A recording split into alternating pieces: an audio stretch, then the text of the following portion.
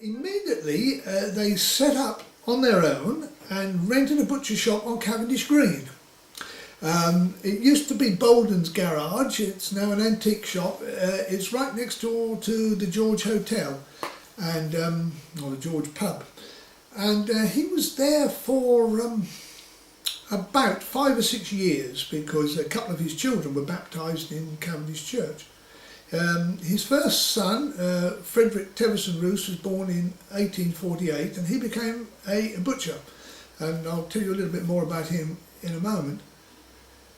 And then for some inexplicable reason he moves up to Limehouse in London, in Salmon Street, where he takes another butcher shop, and I can't understand why he should go from the depths of Suffolk, which Cavendish in the 1850s must have been a very quiet, backward sort of place, and go up to the east end of London, which was on the bank, almost on the banks of the Thames. Salmon Street is very, as its name says, is very close to the river, and next to Whitechapel, which was really, you know, the bad slums, the east end of London. But anyway, whether or not London was expanding, and presumably he thought there was opportunities there and do better in London than they could in Cavendish. But anyway, that's what he did, and he was there until 1859, when he came back, and for only about a year he was a publican in Duxford. And it was in Duxford that my grandfather was born and christened. So my grandfather was Henry Ruse, same name as me, but they all called him Harry. And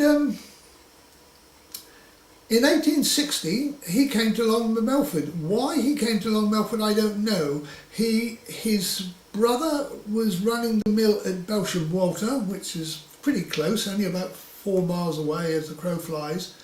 And he had a relative, one of the Ardleys, I think it was an aunt, married an Ardley, and they were quite wealthy maltsters and in the corn trade in Long Melford. So whether there was a family connection there, I don't know. But anyway, 1860, he came to Melford with his 3 daughters and 2 sons, and he hired the butcher shop where we are now. It was 2 establishments. It was a tailor's shop one side and a butcher shop the other, and we know that's right because in 1861 he's in the census, and there he is. And he seemed to do quite well there. He sent his sons to private school, and my grandfather went to a little private school just off over the road, run by a man called Zachariah Payne. And I'll tell you a little story about my grandfather. Like all young lads, up to a mischief. And one night several of them were coming down Melford Green, and they used to be horses and cows on Melford Green, and there was a donkey on Melford Green. So they got hold of this donkey and brought it down, quietly opened the door of Zachariah Payne's house, where was a passage, put the donkey in, closed the door and rang the bell and ran. So when the schoolmaster came, there was the donkey standing in the hall. There we are. Anyway, in 1879, when he was only, 50, or 1878, when he was only about 58, his bad chest caught up with him and he died. And there was my great-grandmother there with a butcher shop to run, and her husband dead.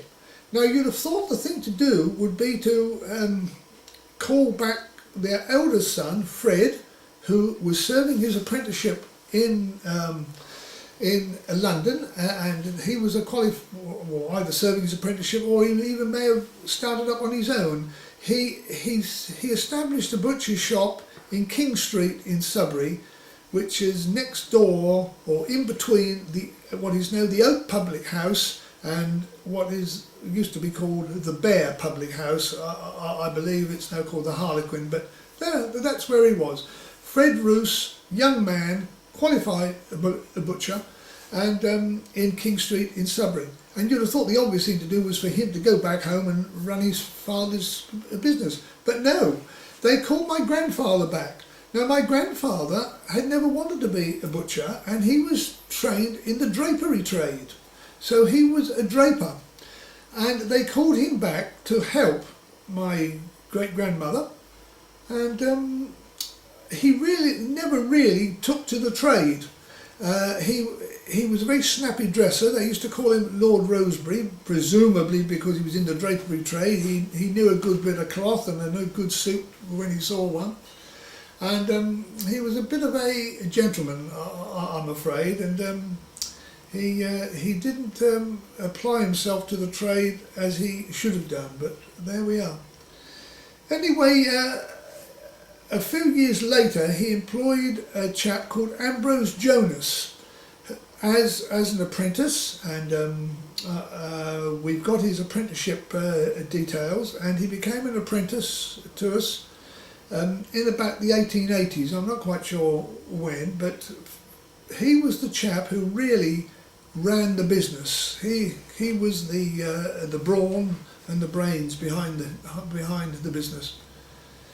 And he stayed with us and literally until he died in about 1941, I believe. And he was the person who taught my father. Anyway, I'll go back a little bit. My great-grandmother died. She was quite a formidable character, by the way, Hannah Ruse, and I rather get the impression she kept her son, my grandfather, under her thumb. But in 1899 she died, and her claim to fame is she died in one century and she was buried in the next. She died December the 30th, 1899, and she was buried in January 1900, so she straddled 2 centuries. But a few months before she died, my grandfather married. He was aged about 50, and he married the daughter of the landlady of the Bull Hotel in Melford, called Florence A. Church. And she had a bad heart, actually, and she was about 30 odd, I think, when she married, and my grandfather was about 50, and they never had any children. And she lived to 1911, and she had a bad heart. I've spoken to people who say that they can remember her sitting in the little kiosk in the back of the butcher shop, as every butcher shop used to have, with blue lips. Obviously she had heart trouble and a bad circulation. Anyway, she was fading, and her cousin, Florence Chapman from Bedford, came to look after her, and she died. And then I'm afraid the inevitable happened, and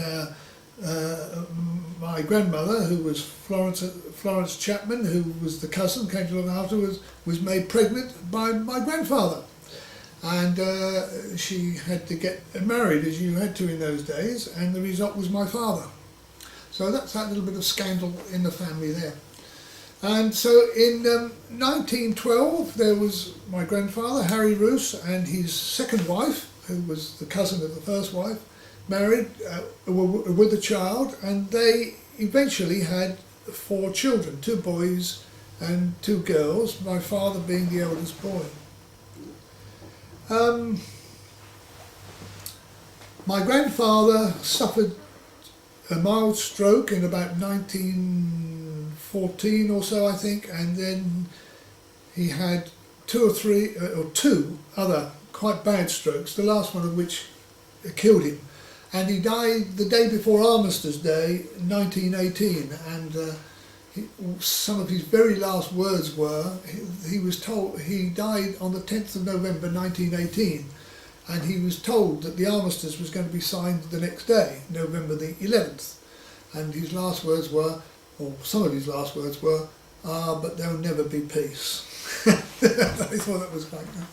So, there we were, 1918, my grandmother, fairly young woman, only about 36, with 4 young children, aged 6 and under, and a butcher shop to run again. So history repeats itself. There's another woman having to run the butcher shop. And she did very well. She knuckled down. She got a very competent young girl called Mary Woodgate to look after the children. And she said, "Mary, you look after the children and I'll provide for them." And Mary Woodgate was with my father and his siblings really all through their childhood, and she was like a pseudo mum to them. And I've actually got her on tape saying about what life was like in the butcher shop round about the 1920s.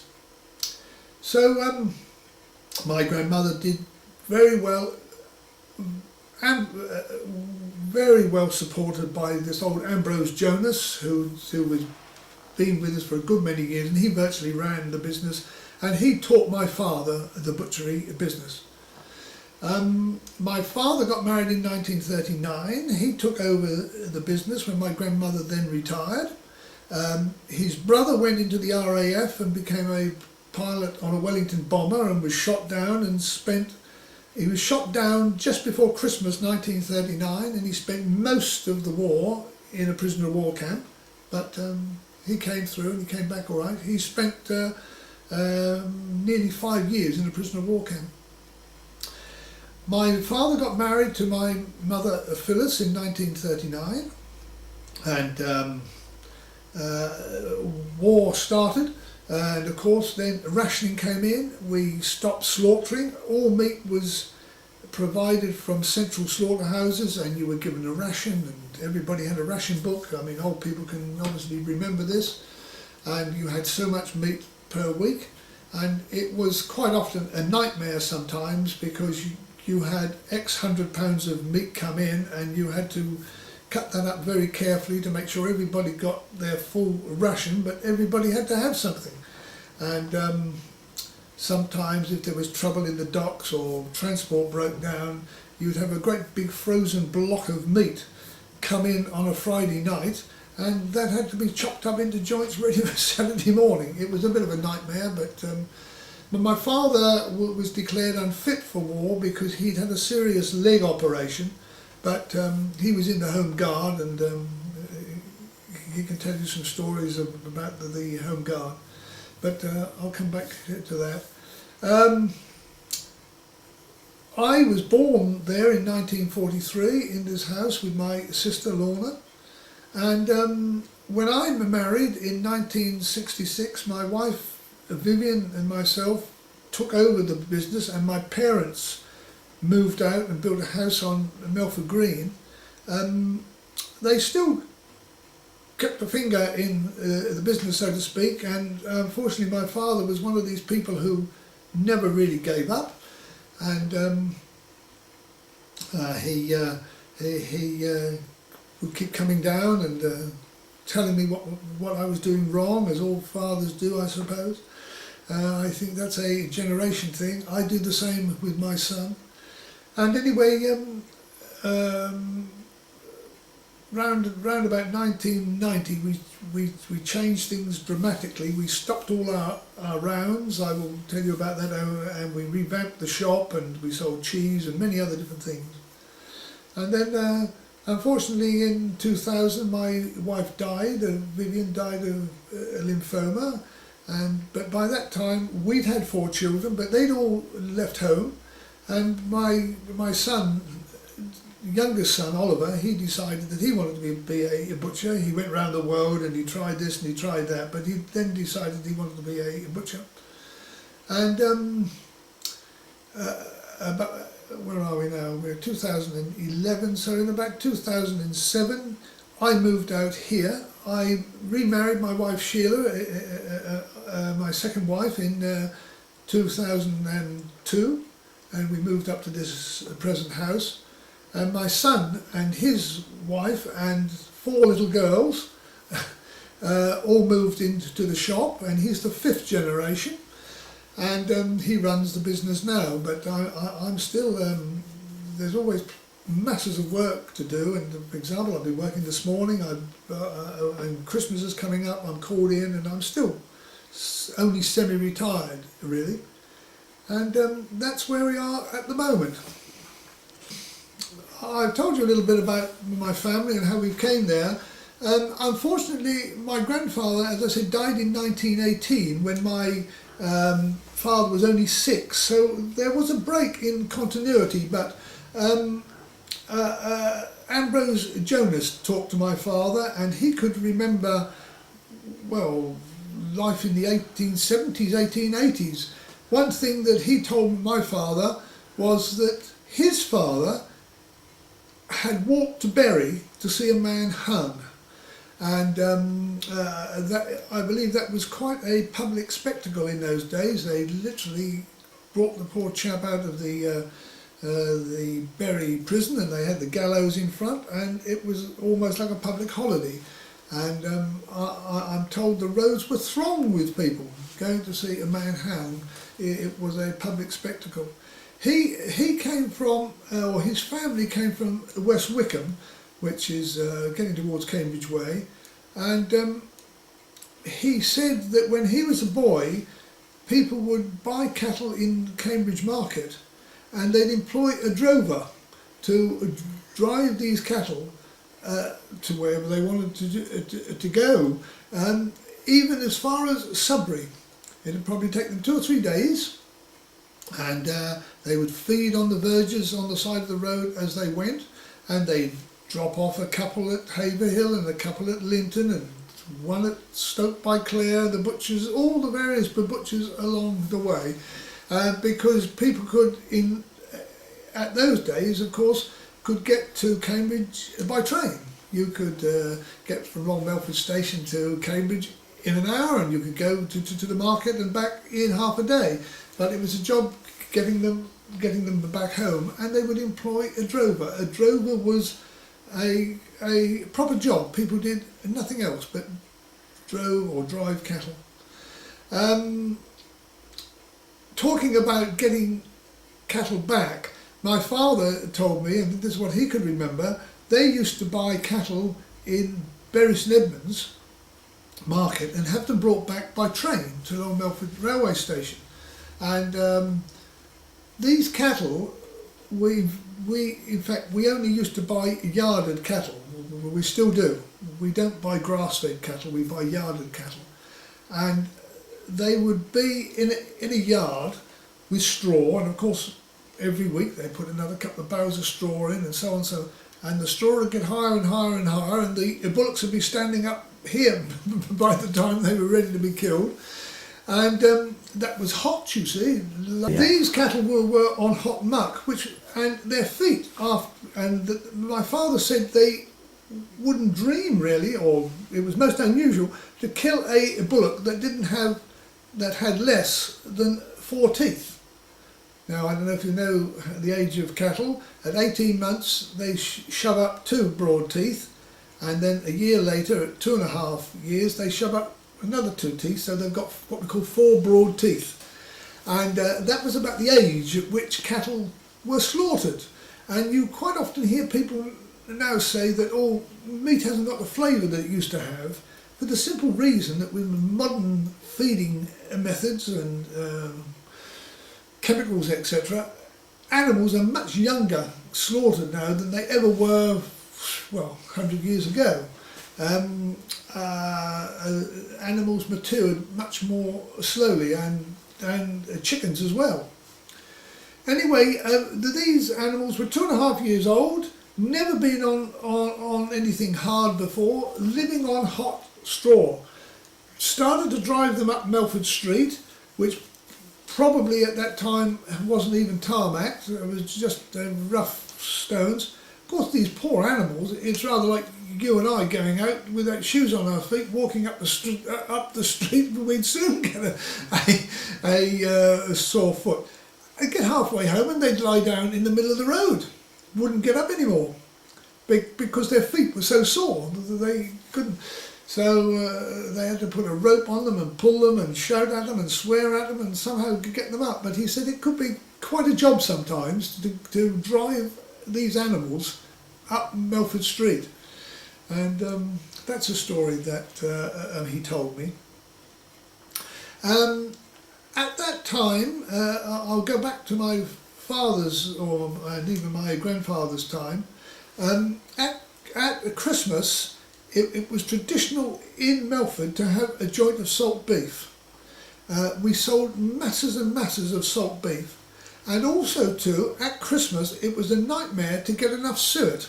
Everybody wanted suet for their Christmas puddings, and they used to buy cattle which they knew had a lot of suet, because certain animals don't carry, a Hereford hasn't got very much suet, you know, whereas a more dairy breed like an Ayrshire or an Ayrshire cross, or they didn't kill Friesians in those days, but a shorthorn and that sort of, had a lot more suet. And Jonas used to say to my father, you shouldn't have bought that animal. You know it won't have very much suet in it. They used to buy the animal to make sure they had plenty of suet. It was very important to get the suet. Another thing my father was told by Jonas, never buy a white bullock with a black nose, because I think they were probably park cattle or descended from park cattle, which weren't a very good butcher's beast. They were a little bit too wild, you know, from a too wild, a scrawny state. So that's that. I'll tell you a story about a bullock at Christmas. We used to buy, I'm going back to my time now, we used to buy from Simpsons of Bury St Edmunds auction. We used to go there every Wednesday and buy in Bury. And in Simpson's office, as they used to have when you used to go and pay for what you bought, the wooden hut there, you go up steps in the wooden hut of Simpson's. On the wall was an old photograph of a supreme champion at Smithfield, which was bought by a butcher called Mr. Johnson in the 1920s for £200. Now that's a fortune. We're talking about at least 10 times what a normal animal will be worth. But he bought the supreme champion at Smithfield Market, and there was a photograph of it there in Simpson's office. And I knew a butcher in Bury called, I can't think of his Christian name, but his surname was Fulsha. They are related to the undertakers in Bury. Fulsha's the undertakers. But anyway, Geoffrey Fulsha, who was a trainee with Mr. Johnson when this animal was bought. And of course everybody wanted a bit of the Supreme Champion. When they ordered their beef, they said, look, I want my joint off the Supreme Champion. And he knows for a fact that he sold 8 oxtails of it. So that's a little story there. Anyway, one other little anecdote. Oh yes. While we're on the story of anecdotes, let's go forward to the Second World War, shall we? And there was a butcher in Framlingham who was famous for his rabbit pie. People came from miles around for his rabbit pies. And of course during the war they were off ration, so that made him even more appealing. Anyway, as the war went on, of course, rabbits became quite scarce. Everybody was poaching a rabbit to supplement their meat ration, this poor chap found he couldn't get enough rabbits for his rabbit pies. He'd got the demand there, but he couldn't supply it. So he thought, well, I'll mix a little something with it. So he thought, I know what I'll do. I got a friend who's a knacker. I'll mix a bit of hoss with it. A bit of hoss, as he said. We'll put a bit of hoss with the rabbit pie. Well, it wasn't long before some of his customers started to complain. And they said, you know, your rabbit pies aren't as good as they used to be. And he said, well, I don't know why that should be. And they said, are you putting anything different in it? No, he said, no, I don't know why that should be. Anyway, the chorus of disapproval got so much that one of his regular customers took him aside and said, "Look, I know jolly well that there's not all rabbit in that pie. What are you doing?" He said, "I'm putting a bit of hoss in with it." He said, "I've got to make it up." He said, "I just haven't got enough meat." "Yes, but," she said, "they taste foul." She said, "How much horse are you putting in?" "Well," he said, "I'm not putting too much." He said, "I'm putting 50-50.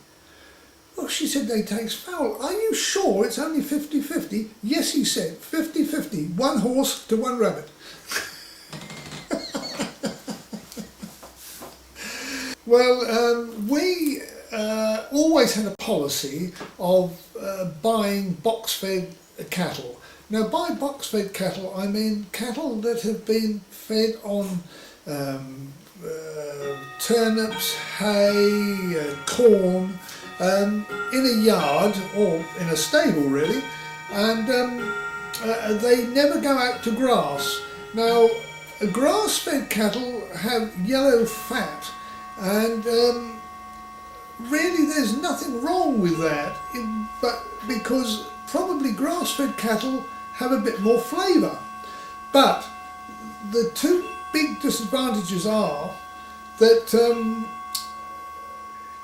the animal, which is grass-fed, doesn't mature as young as the animal that's box-fed, because if it's living on grass, it's not so nutritious. And also too, if it's roaming around everywhere and moving about and galloping about the field, it's developing a lot more muscle and a lot more sinew. It's a bit more sinewy. It's probably okay if you hang it 3 or 4 weeks. It will eat reasonably tender, but it won't eat anything like as tender as the beef that is box-fed, which is a younger animal and hasn't developed those sinews and muscles. And box-fed cattle have nice white fat, and we've always gone for the animals with the white fat, and we always try and buy box-fed animals. And occasionally we have, by mistake, when you go to market, buy an animal which you think is box-fed and it's not. One of the ways you can tell a box-fed animal is by its hooves. Its hooves are perhaps curled up or a bit longer because they haven't been worn down by running around on a hard field or on a field. And occasionally you get caught out, you buy a grass-fed animal when you want a box-fed animal, and we've always found that we get complaints about them eating tough. We always hung our beef for at least 2 weeks, and in fact now with our slaughterhouse we can keep the meat at least 3 weeks quite happily, and it eats all the better for it. You've got a better flavour and it is more tender. I'll tell you a little story, go back to the war again. Meat was on ration, it was scarce of course, but there was quite a bit of underhand and black market work going on. Of course all the farmers had to declare what they'd got and sell the animals to the central slaughterhouse at a fixed price. But it was far better if you could possibly sell your animal on the black market.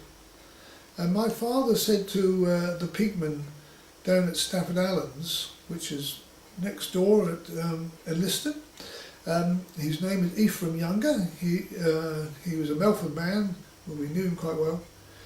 "Ephraim, do you think you can let me have a pig?" He said, "Yes." He said, "I think we can probably work that all right."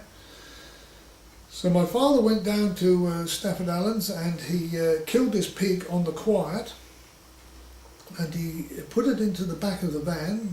Of course it was right hot, took it away quite hot, and there was still a bit of blood coming out. And coming back he came to Liston railway crossing. Now you go up a slight incline to this crossing, and when he got there the gates were closed, so he stopped and waiting for the train to come, and of course there was a little trickle of blood started to come out of the back of the van, and if you were caught, of course, the fines were quite severe, and quite often the general public, because everybody was hungry, and people would probably shop you to the police because they thought, well, why should he have meat and I haven't got any? So there was this blood trickling out of the back of the van, which shouldn't be trickling out the back of the van, and my father said there he was trying to kick a little bit of earth over the stream of blood coming out of the back of the van. But anyway, he got away with it, and he got the pig back and sold it on the black market. So that's a little bit of jiggery-pokery going on there. What things were quite hard, well, everywhere during the war, of course, and what kept my father going during the war, which was I wouldn't say the big money spinner, but was a good money spinner, he got the contract for supplying the workmen who built Alfeton Aerodrome with meat. And they had an awful lot of meat, and that put his ration allocation up quite a lot, and made him quite a lot of money. And every Saturday, a man would come down from the contractors with the money for the meat that had been supplied the previous week. And my father said it was always half a crown short. The old boy had always stopped off at the pub and spent half a crown on some beer or something. But anyway, my father said he never really worried because it was quite a lot of money. It was sort of 70, 80 pounds, and in those days that was a huge fortune. So that was that. I'm just trying to, well, let's go back to just say how I can remember how we would kill an animal. What would happen? We would buy the animals, I'm talking about cattle now, in Bury Market and Pearson's, and then when they gave up hunts, the haulage people would bring them back to Melford. We'd unload in the street, the cattle truck and to drop it, and we got big double gates, and the cattle would run into the yard, and we put them into the bullock pound, and they were strawed down and watered and hayed, and they were there from Wednesday until Monday morning.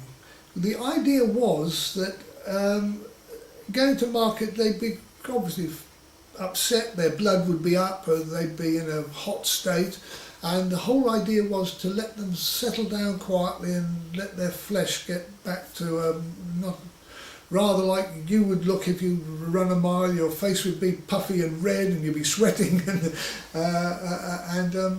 the whole idea was for them to calm down.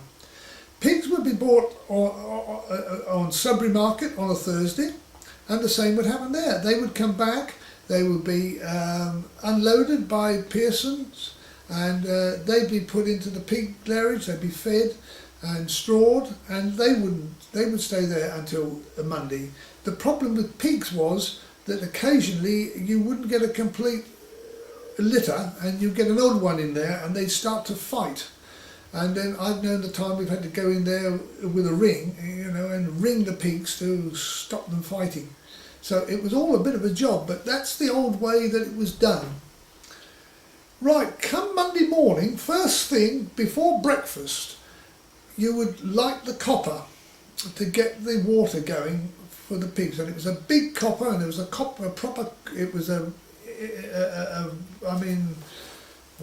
what would it hold? I suppose 10 or 12 buckets of water. It was a big copper. And it was a coal-fired copper, and you heat that up and get the copper going. And then at 6 o'clock in the morning, we would kill the first bullock.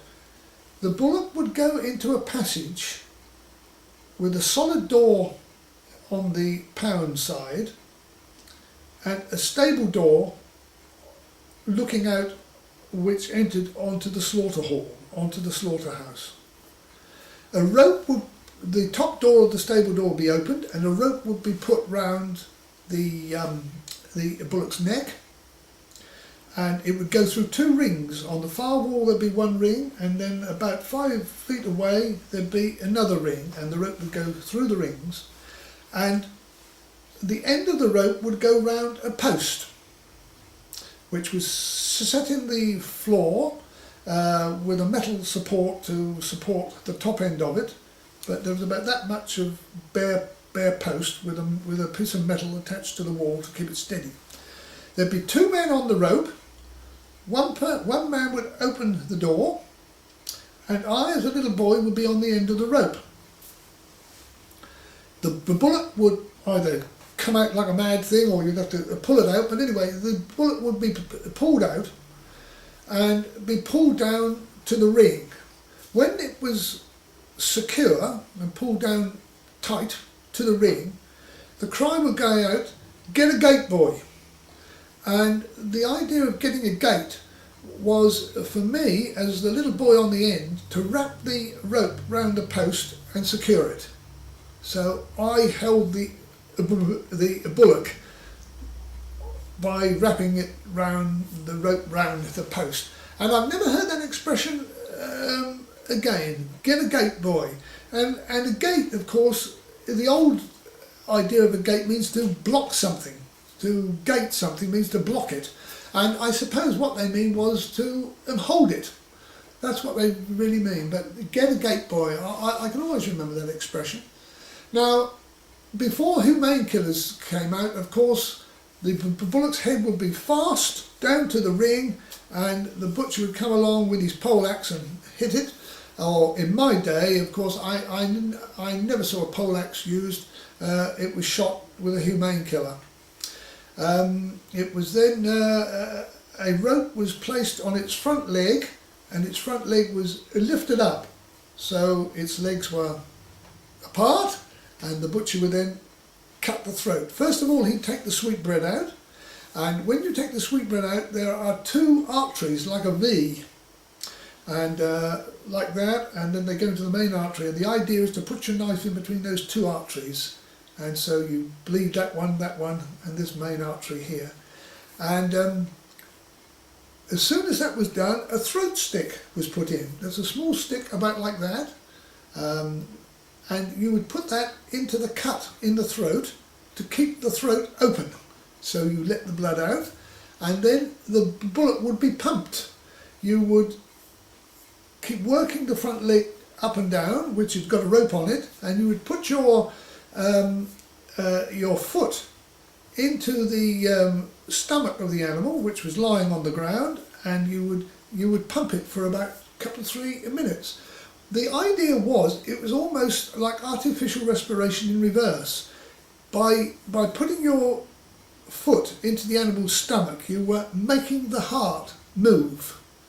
You were keeping the heart going, and of course the more it did, the more blood came out. So this was a means of getting all the blood out of the animal. At that point, when all the blood was out, a cut was made in the nostrils of the animal, and the rope was passed through the nostrils, through the muzzle, so to speak, or almost, of the animal, and the head was pulled up a bit, and the head was then flayed. You took the skin off, and then a huge chopper would come along and chop it, and we would chop the end of the head off. So what we call the cranium was separated from the actual head, and the brains were taken out, and sold. And my mother, she's very good at that, and I've had them. We used to have brains on toast, very nice too, and I've never had them since, but it was quite a common thing to have brains on toast.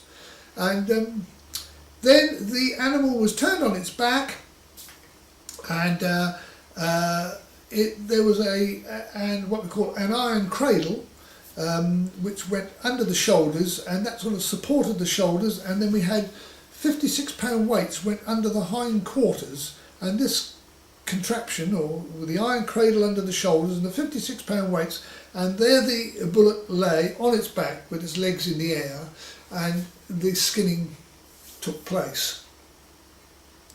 It was skinned, and then the long gamble, which is called a tree actually, because originally they were made of wood, but in my day it was steel. That was put in the back legs, and there was a hand winch, and it was winched up, and the rest of the guts were taken out, and the liver and the lungs, etc. were taken out. The skin was stripped right off the back, and there you have the carcass hanging there, virtually complete, no skin on, no guts, no liver, no lights, all taken out, hanging on the tree. From that point, it was then sawn down by hand, which was quite a job. We had a big saw, and you would just literally saw the whole animal down. Some butchers chopped it down. They said by chopping it down you didn't make so much sawdust, which was better for the keeping qualities, because at that time we had no facility for putting the animal directly into a fridge. It had to hang there until you cut it down into quarters and put it in the fridge. And we used to buy special powder, which was like an anti-fly powder, and we used to put this powder down the chine of the animal, and it was supposed to be anti-fly stuff. I don't know what. And then we had two enormous like duvet covers, really, but they would take the whole side of beef, and the whole side of carcass would be enclosed in this, well, I could just say rather like a duvet cover, but much longer, and so that kept the flies off the carcass. Today the whole thing seems very primitive, because now we saw them down by an electric saw. The animals, well, I will say how we do them now. The animal goes into a stunning pen where its head is clamped, it's shot. The stunning pen has a floor on 2 levels, so when the animal drops down, it's actually standing with one leg up and or 2 legs up and 2 legs down. So when it falls one particular way against the side of the stunning pen, which is pivoted. You hit a lever and the whole side comes up, and the animal is literally rolled out onto the floor. At which point a chain is put round its neck, round its back leg. It's hoisted up, and its throat is just cut straight across like that, and the head taken straight off. The head is then hung up, and the tongue is taken out, and the rest of the head is thrown away, which is a terrible shame, but there we are. No brains taken out. We don't even say the sweetbreads now. Very few people have them. We occasionally sell sweetbreads, but that's something else which is very nice. I love sweetbreads, especially the throat bread. Well, what I do with it, I boil it, let it get cold, slice it, and then fry it with egg and bacon. And as its word said, it's beautiful and sweet. Lovely dish. But one of these things that people don't have. People don't buy liver very much now. We get a surplus of liver. We sell very few hearts. Most hearts goes for dog meat, and really I would say 80% of the offal is not used for human consumption anymore. We still sell the tongue because we salt that and we cook it and press it, and we sell sliced tongue, and that is a good seller. We can sell every bit of tongue we can get, and there are some people who still cook their own tongues, but not very many. That's how cattle are done now, and we saw them down with an electric saw, and they go on a rail system, and as soon as they're killed and inspected, they go straight into the fridge. So we haven't got any problem with flies or anything like that. I would just say now that when I was a boy, go back, before we could sell anything, Melford Rural District Council as it was then, and then Baber District Council would come along on a Monday afternoon and inspect the animals to make sure they were fit for human consumption. Now we have to have a vet who inspects every live animal before it comes in, and we have a meat inspector watches us at all times when we're slaughtering and puts a stamp on it to say that it's fit for human consumption. But they're a lot more rigorous now on inspecting carcasses as they ever were. That's cattle. I'll now go on to pigs, which have changed quite a lot.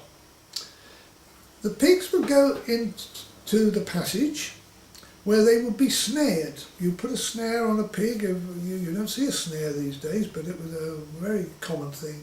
You know, it was like a lasso and a bit of rope round its top jaw, and you could hold a pig like that. The pig was brought out into the slaughterhouse by the man holding the snare and somebody holding its tail, and it was manoeuvred up against what was called a scrade. The scrade was a low bench with a handle on each corner. It stood no more than about 1.5 foot high. The pig was turned onto its side and laid onto the scrade. The man at the front, who got the snare, wound the snare round one of the projecting handles, and the man next to him would fall across the pig, and he virtually held it down. He got hold of the 2 front legs and he lay across the pig. And I, as a little boy, would be told to keep hold of the back leg.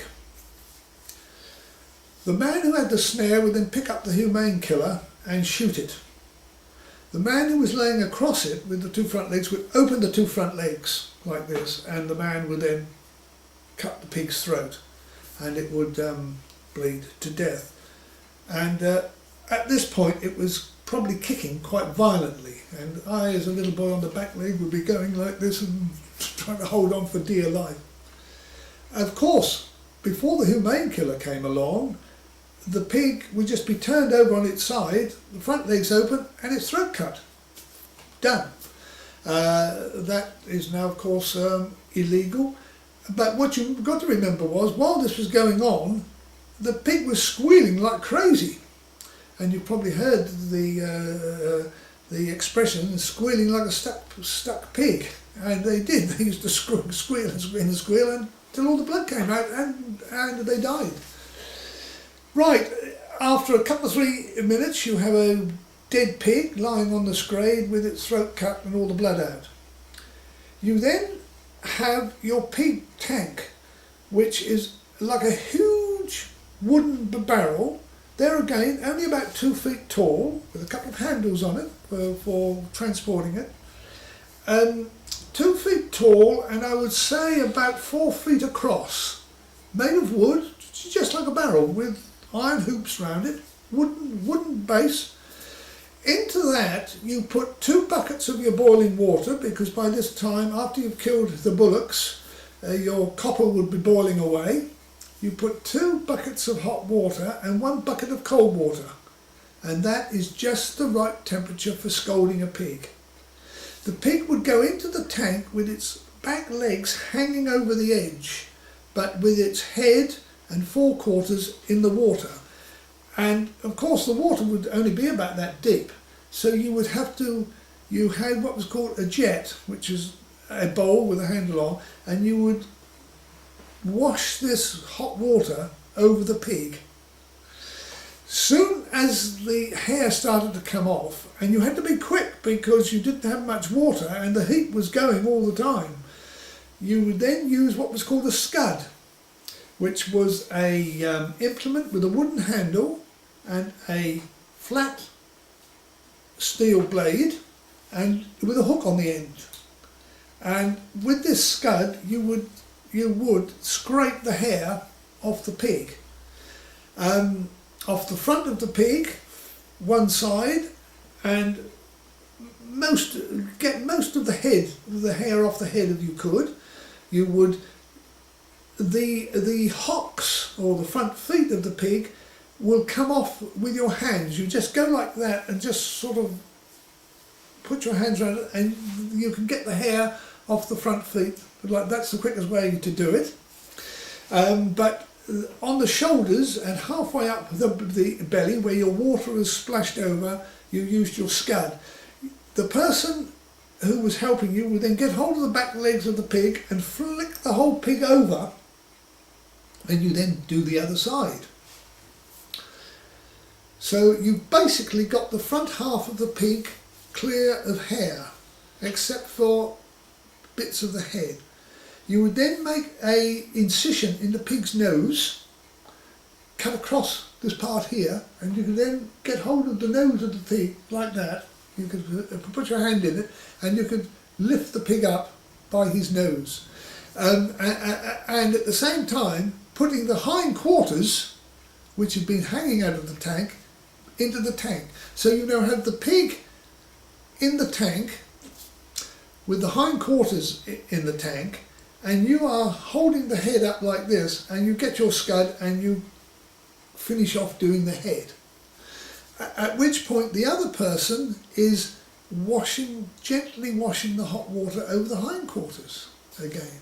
You then, as soon as it comes, you get your hands and you go round the hocks of the pig, and you can take the hair off just with your hands. You just get it hard and just sort of, roughly, if you imagine that's a leg, you sort of go like that and the hair comes off. And then you get your scud again and you do the hindquarters of one side of the pig. The person who's doing the head pulls the pig up and flicks it over, so the other side comes up and you do the other side.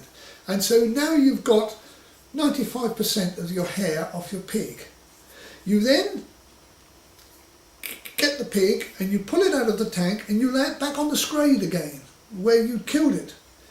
Turn the hose pipe on it and wash all the odd hair off, and you've now got a pig laying on the scrade with 95% of its hair off, and you then get a knife and you shave it. You get all the last bits off, and at which point you use your little hook on the end of your scrade and you pull the trotters off, because by this time they'd have been well and truly soaked in there, because the trotters take a bit longer to come off. So you then pull the trotters off. And there's an old saying that you were not allowed to do this anymore, but we used to have a wiper, and we would wipe the outside carcass of a bullock down to get any surplus blood off. You would always have it as dry. As you clean yourself, you have a wet flannel to clean all the mess off, and then you have a towel to dry your face. It's just the same with a bullock. You have a wet wiper and you wipe the animal down to get all the blood off, and then you have a dry wiper and you dry it, because the drier the animal carcass is, the longer it keeps, because something which is dry keeps much longer than something which is wet and damp, because obviously bacteria will grow in dampness, whereas it won't grow in something which is dry. So the old saying is, you get a bullock as dry as you possibly can after you've slaughtered it. Get the carcass as dry as you can, and you can't put enough water on a pig. And with a pig, you can put the hose pipe on, because it's got a skin, you see, and that will dry automatically. And so you put plenty of water on a pig. You then cut what we call the leaders of the pig, which is the tendons in the back legs, put a gamble in, and just block and tackle and hoist the pig up, and then you degut it, and that's it. The thing I can remember about the slaughterhouse was, nowadays, of course, we are drowning in a sea of, like everything else, sea of forms and papers and licenses, and oh dear, it goes on and on and on. We've got folders and folders of documents. But when I was a boy, all the weights of the pigs, say we bought some pig off a farmer, or a farmer bought a pig in, they were all written on the wall of the slaughterhouse. The walls of the slaughterhouse were covered in pencils, Bill blogs and the date, and always down in scores. You had a 5-score pig or a 8-score pig and a 10-score pig, and things were counted in scores. It was 10 score £5 or something like that. And I can always remember in our slaughterhouse there was one particular batch of, or one number with a big sort of circle round it, which was the biggest pig that we ever killed. That was marked on the floor, or on the wall of the slaughterhouse. I've got one or two things here just to show you. This is the sort of block and tackle that we had. I believe the wheels in the centre here are made of apple. Wonderful piece of workmanship, but that's a double one. But everything in the slaughterhouse worked on that sort of principle of a rope and tackle and hoisting things up and down. But I've got something here that I don't suppose very many people know much about. It's in 2 parts like that. When you're sawing a bullock down, rather like you should probably know when you're sawing a tree, you get halfway through and your saw begins to stick. And what do? You drive a wedge in to open the wood up to allow the saw to move freely. This is exactly the same sort of thing. You must imagine you have got your animal which you're sawing down the middle, sawing it into 2 halves, and as you get towards the bottom your saw nips. So you want to put the 2 chines, the 2 halves of the animal, apart.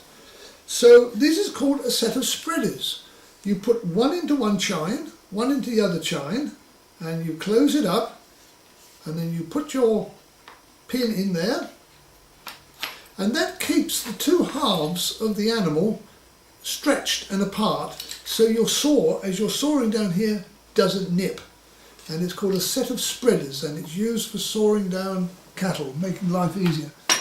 Now, here I've got a set of flims which belong to my father, and presumably they've been in the family for many years, and I find this quite extraordinary. But when they killed a calf, and when you sell the meat as white and as blood free as possible, you want pure pink white meat, and so you don't want any blood. Now obviously you will kill the animal and let it bleed, but the idea with this is that you got your calf overnight and you cut a particular vein and you let the animal bleed very slowly overnight. So by the time you got to it in the morning, there was only half the blood in that animal which that animal ought to have. In other words, a lot of the blood had just dripped out. I know it sounds terribly cruel now, but believe it or not, that's what they used to do to get pure white veal. I've got 2 or 3 of these. This is a silver marrow scoop. Well-to-do households used to buy a marrow bone and cook it in the oven, and the centre of the marrow bone has got very rich in marrow, and as you probably know, dripping and fat was in great demand. In fact, the fat in many ways was more important than the lean, and this was used to scoop the marrow out of the bone. And I spoke to a lady who came from quite a well-to-do family, and she said if we went to a country house to a dance, and at 3 or 4 o'clock in the morning, when they were going home at the end of the dance, they would go out and there would be hot toast with marrow on it as a sort of pick-me-up or a hangover cure or something, and people would have this hot toast with marrow on it as a sort of very early morning breakfast and a pick-me-up. Of course, buying animals in the market is quite, you get an awful lot of characters there, and I'll tell you one little story that was going around Sudbury Market at one time. Rowley Oliver, the auctioneer, was selling pigs, and if you've ever been to a market, people bid in many different ways. Some raise their hands very predominantly, others just give a wink to the auctioneer, many different, or some just a nod. Everybody has their own way of letting the auctioneer know that he's bidding. and some people stand close to the auctioneer and just give him a little tap. And Rowley Oliver was selling pigs, and there was a man there with a dog, and they stood next to Rowley Oliver, and this man was one of these who was just giving the auctioneer a little tap. So he started to sell the pig, and he gave the auctioneer a nod, you know, a tap, and then somebody else did the same thing, and the price went up, and the man did it again, and off he went again. And when it was knocked down, not to the man who was giving the tap, Rowley Oliver said, "Well, who was that?" And they found out that it was the man's dog, who's been wagging his tail, and this man had actually been bidding against his dog. Which I thought was and by all accounts that was a true story of Sudbury Market. The dog was hitting Rowley Oliver's leg with his tail, and Rowley Oliver was taking it as a bid. Right. I would just say a little bit about the butcher's shop. Before the war, next door bar about 6 was a baker called Mr. Bixby, and every week he would make 2 very large loaves, which were special loaves for making the sausages with. These loaves would be put into a bath of water where they'd soak up the water, so they'd be quite soggy. When they'd soaked up all the water, the loaves were broken up and crumbed like this, and so you had a nice crumb mixture, and that was used to make the sausages. All hand done, of course. There was a hand mincer, and they were mixed by hand, and the spice was put in, and everything was done by hand. But the baker made the loaves specially. They were special bread for putting into sausages, and so that's how the sausages were made. Most people had their meat delivered. The trade in the shop wasn't that much, but we had a horse and cart, and which went around the various villages. There was a huge basket, and the meat was packed in this basket, and it was a 2-man job to load it from the shop onto the back of the horse and cart, and it had our name on the side, and off it went. And there was 2 deliveries a week. You went on a Tuesday and a Friday and a Wednesday and a Saturday round the various villages delivering meat. Pork cheese was made by my mother. I can remember on a Wednesday night the pork cheese was made. I can remember the big pans boiling on the kitchen stove. It was literally a kitchen industry. Lard was made out of fat, dripping was made out of fat. In the summertime, it was quite a job to sell stewing beef. Nobody wants shin and kidney when the temperature's in the 80s. So pressed beef was made, which is homemade corned beef. The meat was cut into strips, placed in the salt tank for about 2 days, taken out and boiled, and then all the fat taken out because it was well and truly cooked by that time, and chopped up and put into a press, and that's how pressed beef was made, and that's how we got rid of the cheaper cuts and the stewing beefs, etc. At Christmas time, all poultry came in live, and it was plucked on the premises. In my father's day, towards the end of for the last 20 years of his life, he actually reared turkeys. We had day-old turkeys come in, and we actually reared 150 turkeys every year.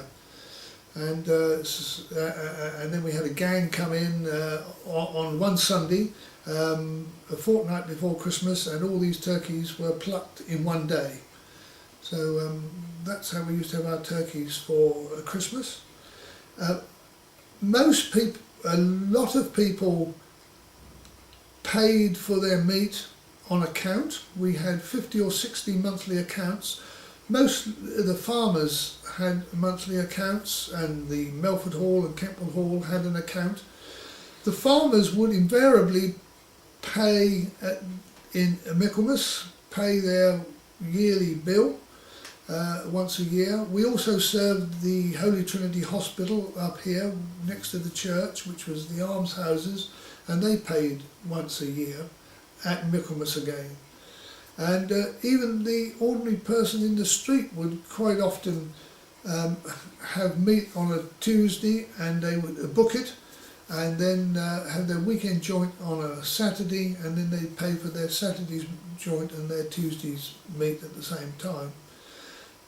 People invariably, 95% of the time, had a weekend joint. It was sacrosanct, and everybody had a joint on a Saturday, and they then had it cold on Sunday, or rather they had the joint on the Saturday, cooked on the Sunday, had it cold on the Monday and perhaps cold on Tuesday, and the remains hashed up on Wednesday, and then perhaps fish on Thursday or Friday, something like that, until they got to the weekend joint again. And I can remember as a boy, when people had a week's holiday and they went down to Clacton or Felixstowe or wherever, on a Sunday morning, there'd not many, but you quite often get one or two people come round the back door on a Sunday morning for their Sunday joint, because they'd been away on holiday, they went away on Saturday, they came back the next Saturday in the evening and they hadn't got a joint, and they wanted a joint for Sunday, and everybody had a joint, because let's remember there was no refrigeration, and refrigeration in the butcher shop must have been an absolute nightmare. When my grandmother came there in 1911, she can remember the men taking the meat down into the cellar at night, and then eventually we got at what was called an ice box, which was a cork lined, literally it was a wooden box, cork lined, faced with asbestos panel sheets. So it had asbestos panels all the way around, cork lined for insulation, and in the top of that box was a zinc lined tray, a metal zinc lined tray. And twice a week my father had, on his trade bike, he was just a boy, had to cycle down to Melford railway station and get a half hundredweight block of ice, which was and it was wrapped in a Hessian sack, from the Colchester Ice Company. It was sent from Colchester to Melford. He put it in the front of the trade bike, cycled back home. It was placed in this zinc lined tray in the top. You went up steps and you opened a trap door, or a wooden hatch, and you placed the block of ice in the zinc lined tray in the top, and then you took a ice pick and you smashed it up, and then on top of that ice, on top of that smashed up ice, you sprinkled salt, because salt water or salt and ice has a lower temperature than ice on its own. In other words, the sea ice is at a lower temperature than a freshwater ice. So that's how they, and that would keep for 3 or 4 days like that, slowly melting of course, but the fridge was cork lined, and that was the early form of refrigeration. But people had to have a delivery twice a week, because there was no way that they could keep their meat for a whole week long, especially in the summertime. Everybody had a safe on the north wall of their house to keep, or a cellar. Our cellar had cupboards built into the wall, into the earth, into the wall, with a slate floor, and things would go into that cupboard down into the cellar, and of course the cellar was the height of luxury, I suppose, like we would have a deep freeze now. But well, that's that. Yes, one byproduct of the slaughtering, of course, of any slaughterhouse is the hides and skins. The bristles from the pigs weren't ever kept. They were thrown away into the muck heap, and we had a muck hill there. But the ox hides were kept, they were salted, and so were the lamb skins. Now, if you salt a hide, it will keep a long time. And we were the regional depot for a firm called W.D. Marks of Norwich. They were the hide and skin people. And they kept in fact they actually built, and it's still standing, a tin shed where they kept their cart, and a man was employed to go round all the butcher's shops in the area to collect the hides and skins. And they were all salted down. You salt them and then you roll them up into a ball, so you have like a parcel of a hide. And he would go round, and then from this depot, which was our place, he would take them to Melford railway station, where they would be put on the train to go away to be cured. There was a tannery in Boers, I know, and we had a person who helped us slaughter, who used to work for Gordon Drake of Boers, called Bob Austin. He was a Boers man, and so he knew about this tannery. I don't think it lasted. It folded or closed, for the want of a better word, before the Second World War. But when you take the hide off an animal, off a bullock, you get a certain scraps of meat on it, and these all have to be cleaned off. Now this meat has been salted, of course, because as I said, you sprinkle salt on the hide. So you scrape, and they have a special tool for it, I believe. They scrape the hide to get the fat and the meat off, which has been adhering to the hide. And this, I'm told, was collected and soaked in water to get the salt off, and people would buy this. And they would buy the scrapings off the hides because it was scraps of meat, and poor people obviously thought it was a good thing. My father tells me that when he was a boy, a hide would pay a man's wage. I suppose 25 shillings, 30 shillings, something like that, was the price of an ox hide. And to give you some idea now, we get, for an ox hide, we get £15. So this goes to show how in real terms the value of an ox hide has come down. It's a very little value now.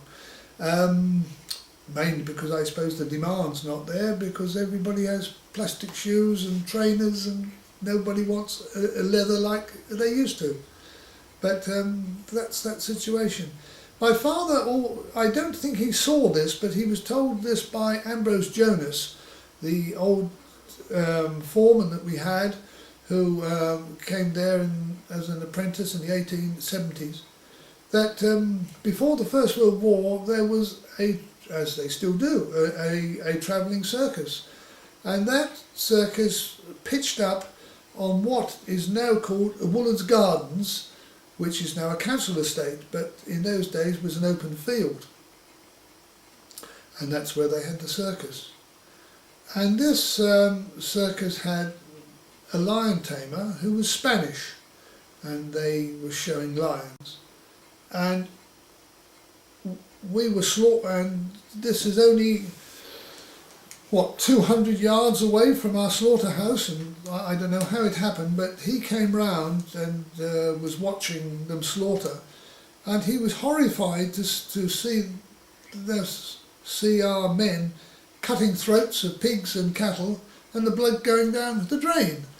And he said that was a terrible waste, or I don't know whether he could speak English, but anyway, terrible waste.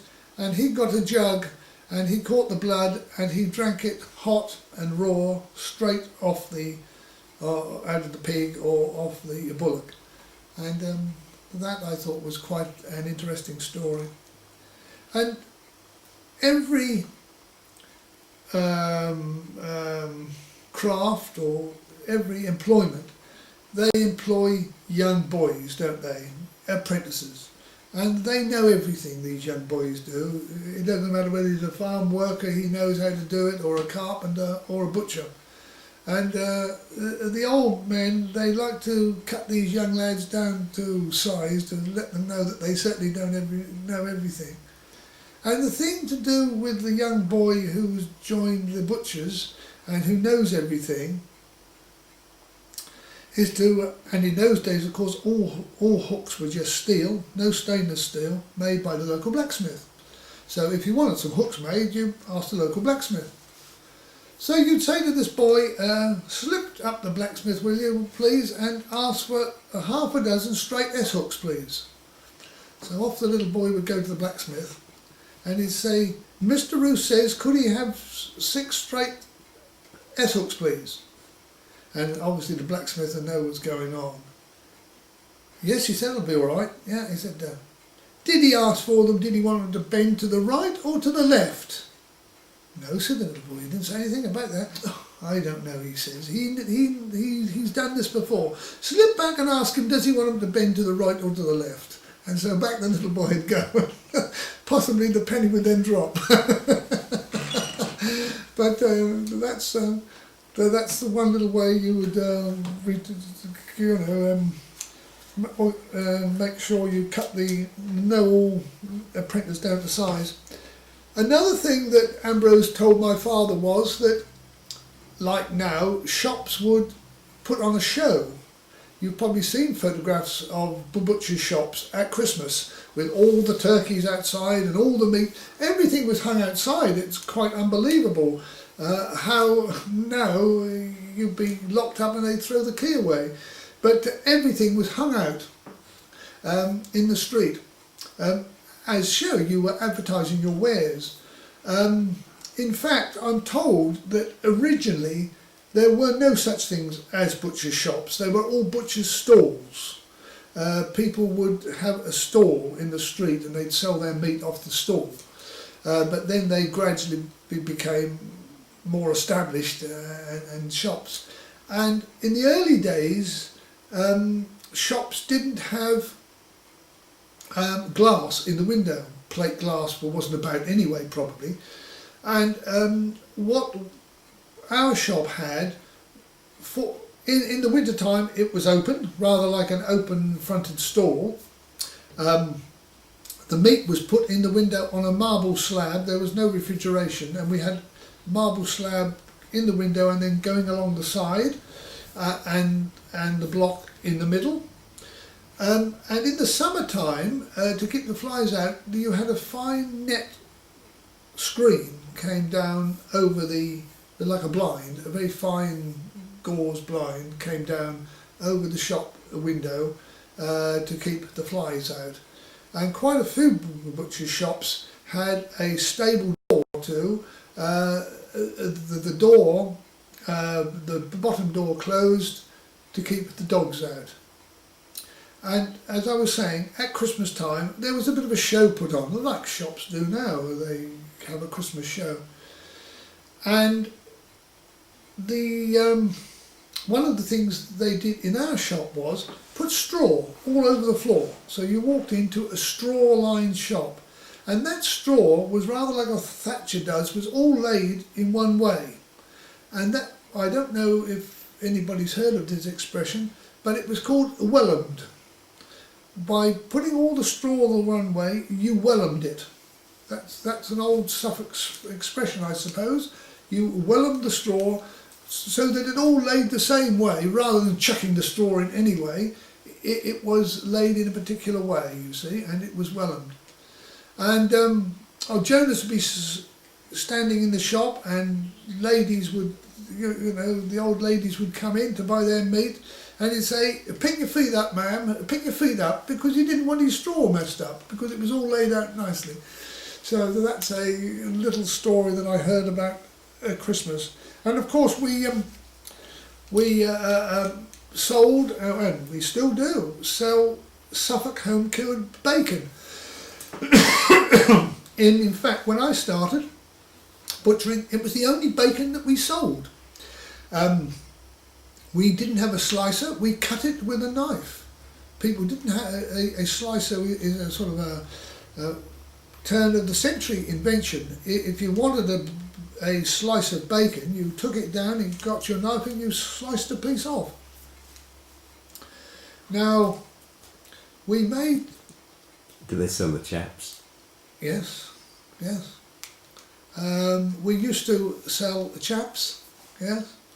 And, well, in fact, I still do sell a chap. It's not very often, but I put it up there as a talking point, because people see the teeth and they think, goodness gracious, whatever is that? And, in fact, the chap is very nice, but of course it's very fat, and I don't suppose most people like it now. But the way we would do the home cured bacon was, we would get block salt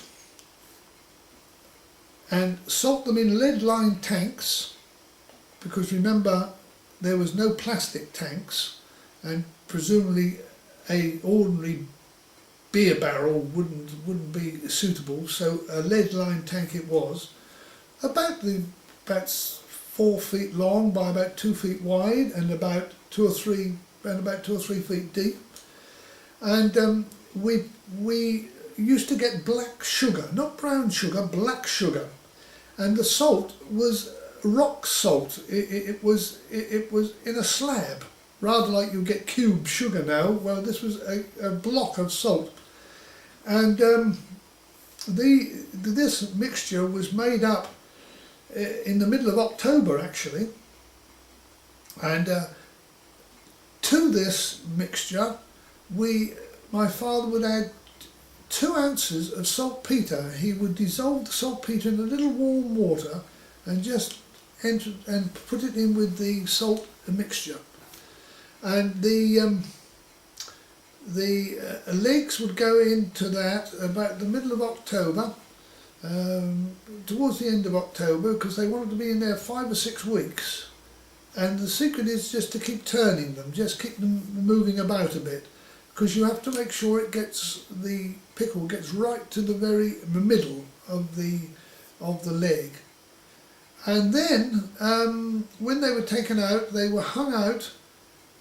Believe it or not, we used to hang them out in the apple tree to dry. And when they were dry, they were then transferred to the hooks in the kitchen. And they stayed in the warm kitchen because you wanted to keep them in a warm environment. A cold environment, they tended to go a bit sticky and a bit clammy, but if you could keep them warm and dry, they would keep from 1 year to the next. The only thing is you must make sure you keep the fly off them in the summertime, and we used to, if we wanted to keep one from 1 year to the next, we put it in a double muslin bag. It had to be a double muslin bag. With one muslin bag, the fly could pierce through it, but a double muslin bag kept it secure. And we still sell about 10 or 12 hams every year like that. But we do home cured back bacon and home cured streaky now, of course, which is all cut on a slicer. We've still got one of the old Burkle hand slicers where you turn the handle and it slices. Very few people have it now, but pig's fry, proper pig's fry is layers of pig's liver with sliced heart and a bit of skirt and the lace curtain fat going over the whole lot, and then you do another layer and you just keep building it up, sort of layer and layer, so you've got fat and liver and heart in about 3 or 4 layers, all goes into a pot, with a bit of sage and onion, or a bit of sage or anything, a bit of onion or whatever you like to put in, and it goes into a casserole dish and it's baked in the oven, and that's pig's fry. And that used to be very popular and very common, but we don't sell any, hardly ever sell any of it now. You might occasionally get an old customer who still likes a bit of pig's fry, but you don't get very much pig's fry now. Times, and of course, in my father's young day were very poor, as they were in agriculture everywhere. In the agricultural depression, or the industrial depression of the 1920s and 1930s, and many families would live on a sheep's head. You take the eyes out, and then you split it down the middle, and then you split it across again, and you've got the tongue in there, and you've got the brains in there, and you've got some meat on the head for a stew. And quite a lot of poor farm workers would live on a rabbit. It was something that they could get, probably poached or not poached, perhaps they were allowed to take it or not. And Charlie Partridge, who we still get our pigs from Groton Hall, his father Ron told me that his father said to a little boy in Groton village one day in the 1920s, well, just for something to say, well, Jimmy, what did you have for dinner today? And this little boy looked at him in astonishment and said, well, we had rabbit, of course, because they didn't have anything else. Well, some farmers were very kind and some weren't. And I was told the story by an old Melford chap who's now dead, unfortunately, Tommy Adams, who lived at Cranmer Green, which is between Melford and Stansted. And the farmer who farmed Cranmer Green Farm, and if you know that area at all, it's on a hill just out of Melford, and it overlooks the Stour Valley. You can look right over from the top of Cranmer Green, you can look right over to the top of Ballington Hill. And of course, running along the bottom of the Stour Valley from Melford to Glensford to Cavendish is the railway line. And these men were working in the field on the top of Cranmer Green, overlooking the railway line. And the farmer came into the field to see what they were up to. And he said, can you tell me what time the train goes to Glensford? And one of the men said, oh yes, it goes at 3:40 every day. We see it go past here, we see it go along the valley every day. Well, he said, you can get your clothes and go home, he said. I'm not employing you to stand and watch trains go by. And he dismissed the man. I thought, what a terrible thing to do, but there we are. Okay, well, I think I've sort of covered most of the history of my of Ruse and Son. As I said, I'm semi-retired now. My son runs the business. I'm the fourth generation, and he's the fifth.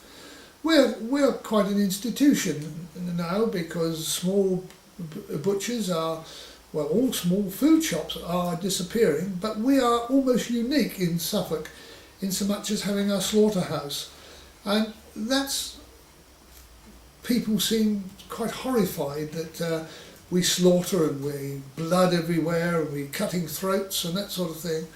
But I would rather be in the slaughterhouse than I'd be in the shop, quite honestly. It's nice meeting people, and when we used to go out on the rounds, that was very interesting, because you went into people's houses and spoke to people and they would tell you stories, and you would see things that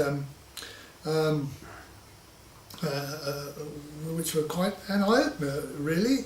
I can remember going round Borley and seeing a man emptying his night soil onto the field, because that's where the night soil went. he would just chuck it out onto the ploughed field, and of course it's fertilised the ground. And these sort of things are history now. People carrying buckets of water up the road. None of these things I'd have seen if I'd have been sitting in an office in London somewhere. Going to the markets, there again, are virtually all gone now. Going to Sudbury Market and to Bury Market, and the characters there, and there was an ambience and an atmosphere, and you met the same people every week, and you sat in the same seat and you talked. It was like a little family almost. And it's a good, healthy life. And because although you're on your feet all day long, you're on the move all the time, and you're dealing with people, human nature, and if you go to a cocktail party or to a dance or somewhere like that, everybody's on their best behaviour, and they're putting on a front, or not always, but quite often, and you don't see people as they really are, but you see people as they really are if you're a shopkeeper and they come in to buy something and they want to sort of have a deal, and some people are very nice and some people are very nasty, and you see all facets of human nature, and it's been the most interesting experience. I mean, I'm 68 now. I started when I was 16. Well, I started on a trade bike when I was 12, believe it or not. So I've actually been delivering meat and around the butchers for 56 years. And of course the changes, like everything else, have been absolutely dramatic. But I've enjoyed every moment of it, and when I look back, I wouldn't change it for the world.